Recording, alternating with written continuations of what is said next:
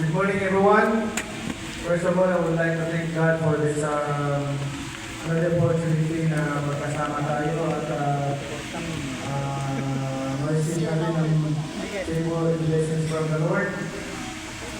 So, Sports Plus President and CEO Andre Oy, MBBL Commissioner ng Orita, MBBL Team Owners, and the representatives, players, and media friends. Magandang umaga po sa ating lahat. Today is more than a signing ceremony.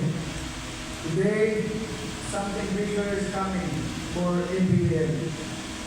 When we started the Manila Philippines Basketball League, the vision was simple. Bring professional basketball closer to the Filipino people, to the cities and province that live and breathe the game. Now, we take that vision to the next level. This partnership marks a new era for MBBL. We are not just growing in numbers, we are growing in structure, in systems, and in scale. We are building a league that is stronger, more organized, and ready for the future. We are powered by partnership. Together with Sports Plus, we combine purpose and performance. This is about collaboration, about aligning brands that believe in excellence, integrity, and nationwide impact. Two pieces coming together to elevate the game. As founder and chairman, I believe this is a defining moment, not just for MBBL but for Philippine basketball. Thank you to everyone who believes in our mission. The work continues, the mission gets bigger, and the best is yet to come. And we're trying to do our best na mas mapaganda pa, mas mapalisin pa natin, especially yung mga suspected infection yung mga nangyayari. And I want everyone, lahat ng mga players, mga team, coaches, na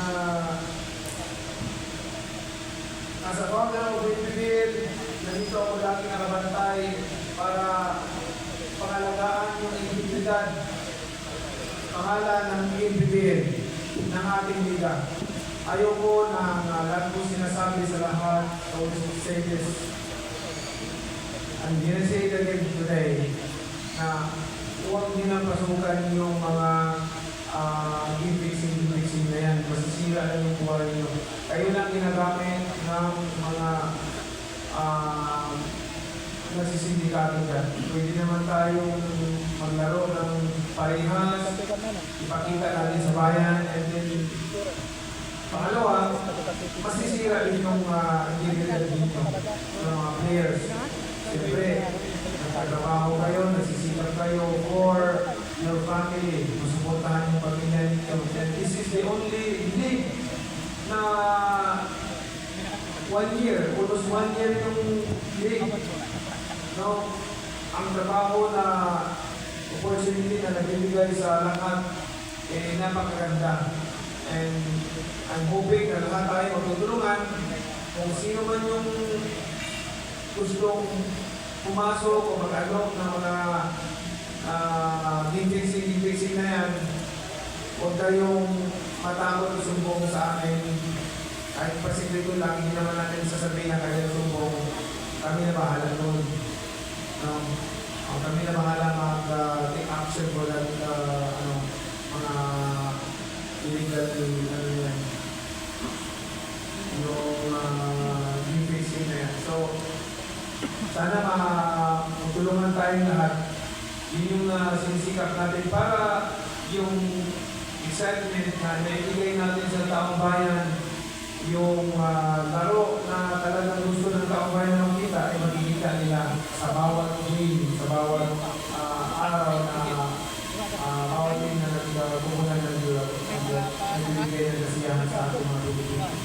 So, I want to say Thank you to all the team owners. Thank you to all the team